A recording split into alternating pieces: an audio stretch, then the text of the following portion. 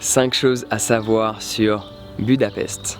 Alors il y a quelques jours de cela, je me suis fait un petit trip avec une de mes amies à Budapest et cette expérience était vraiment enrichissante.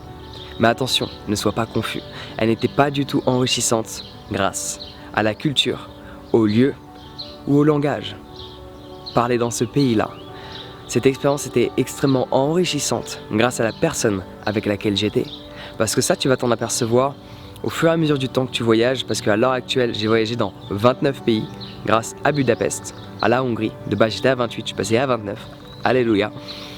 On ne voyage pas tant pour le lieu. On pense voyager pour le lieu, mais quand on revient dans un lieu, on n'y revient pas pour le lieu. On y revient pour les gens qui se trouvent dans ce lieu-là. Et Budapest, je n'y reviendrai pas. Pourquoi ?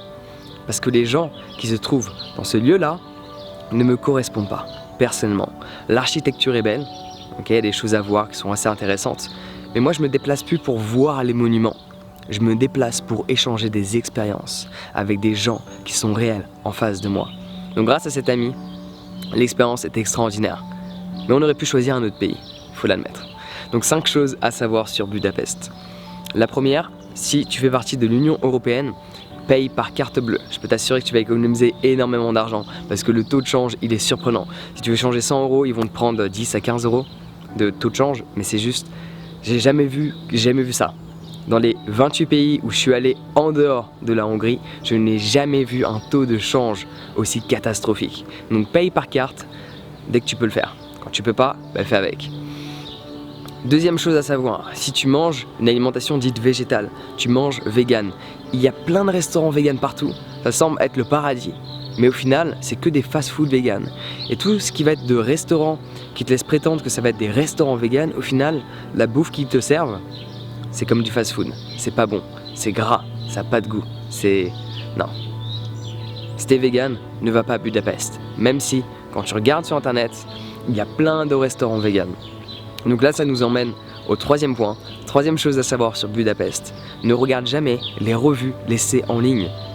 Pour X raisons, ils sont très généreux pour laisser des revues, pour laisser des avis en ligne sur TripAdvisor ou sur Google.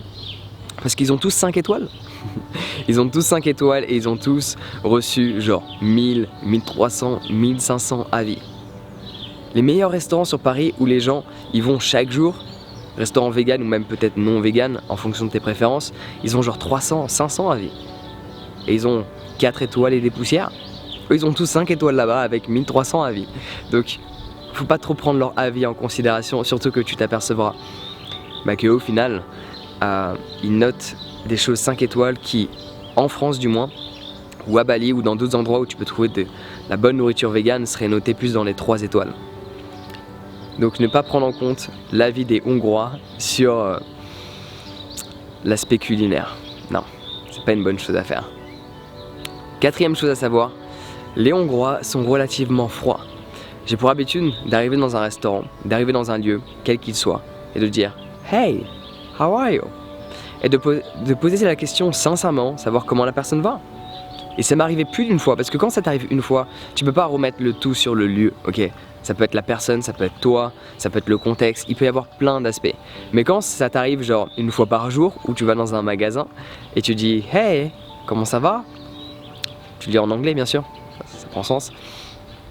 Et on ne te répond pas, on ne te regarde pas, et tu dis « Mais je suis venu dans ton magasin pour t'acheter des choses et tu veux même pas me répondre. » Donc je les ai trouvés relativement froids, ils sont pas du tout souriants.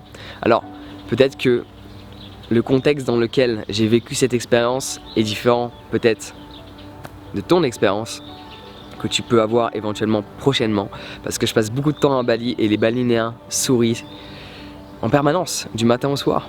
Dès qu'ils croisent le regard d'une personne, ils vont lui sourire. À Budapest, c'est pas du tout le cas. Okay, ils ne sourient pas, ils sont très froids. Cependant, ils ont l'air d'être relativement bien en eux, d'après ce que j'ai pu ressentir. Mais ils sont froids avec les touristes, mais à nouveau ça peut être moi, par rapport peut-être à ma couleur de peau, par rapport à mes dreads, on n'en sait rien, je vais pas faire de préjugés, je vais pas supposer des choses. Cependant, ils sont froids, ils sont pas chaleureux comme d'autres cultures que tu peux rencontrer au cours de cette planète, par exemple les Australiens, à Bali, en Thaïlande, certaines parties de la Californie, ils sont pas du tout chaleureux. Et cinquième chose à savoir, qui n'est pas non plus positive, désolé.